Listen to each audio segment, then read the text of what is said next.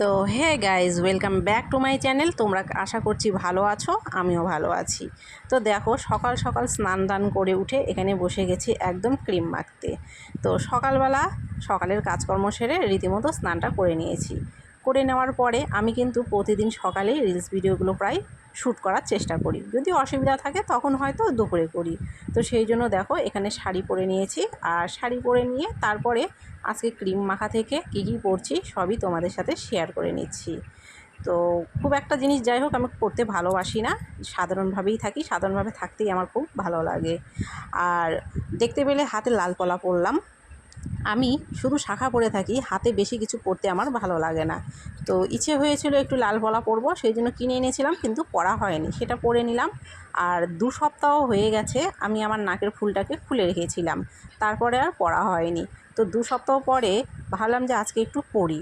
তো এটা পরতে নিয়ে তো আমার একদম জীবনটা বেরিয়ে গিয়েছিল, প্রচণ্ড পরিমাণে লাগছিল। আর সত্যি কথা বলতে, এটা পরে নেওয়ার সময় দেখো আমার নাকটা লাল হয়ে গেছে। আর সারাটা দিন নাকটা প্রচণ্ড পরিমাণে ব্যথা করেছে। তো যাই হোক, তবুও কষ্ট করে পরেই নিলাম। তারপরে এখানে বসে গেলাম কাজল পরতে।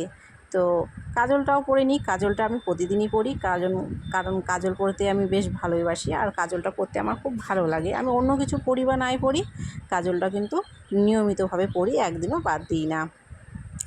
আর এরপরে দেখো, এখানে লাগিয়ে নিচ্ছি লিপস্টিক। প্রতিদিন আমি ভিডিও করার সময় একদম হালকা, এবং কোনো দিন হয়তো দিই না, সেরকমভাবেই হয়তো ভিডিওটা করে নিই। তো আজকে ইচ্ছে হয়েছিল একটু ডিপ করে দেব, তো সেই জন্য ডিপ করে দিলাম। সবই করে নিলাম। তো সিঁদুর পরাটা বাকি আছে, তো ভাবলাম সেটাও তোমাদেরকে দেখিয়েই দিই। তো এখানে দেখো, সিঁদুরটাও করে নিলাম। আর চুলে কিন্তু আমি এখনও চিরুনি করিনি। তো চিরুনিটা করব, চুলটা একটু ভেজা আছে, একটু পরে করব, সেটাকে হাত দিয়ে একটু ঠিকঠাক করে নিলাম। এখন আমি ভিডিওগুলো শ্যুট করে নিলাম। ভিডিও শ্যুট করাটা হয়ে যাওয়ার পরে দেখো, এখানে এর আগে আমি একটা ভিডিওতে তোমাদের সাথে শেয়ার করেছিলাম যে আমার মায়ের গরুর বাচ্চা হবে, মানে হয়নি তখন আর কি, হবে।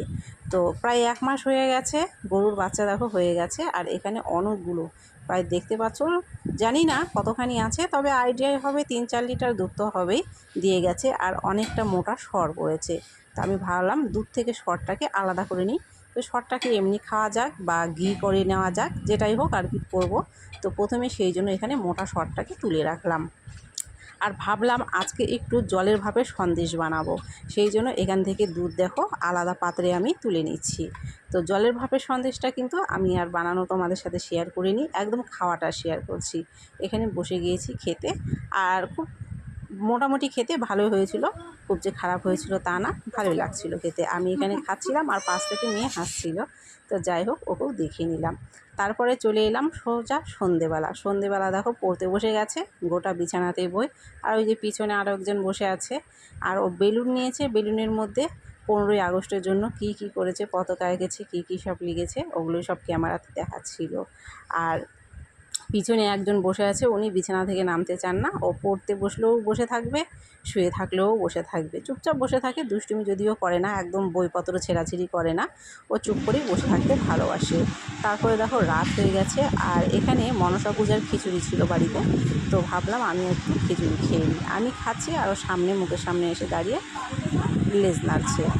তো ছোটো করে ভিডিওটা তোমাদের সাথে শেয়ার করলাম। আজকে সারাদিনে কী কী করলাম তার মধ্যে কিছু কিছু সময় তোমাদের সামনে তুলে ধরলাম। তো ভিডিওটা কেমন হয়েছে কমেন্ট করে কিন্তু অবশ্যই জানিও। যদি ভালো লেগে থাকে অবশ্যই একটা লাইক করে দিও, আর ভিডিওটাকে শেয়ার করে দিও, সাবস্ক্রাইব করে দিও।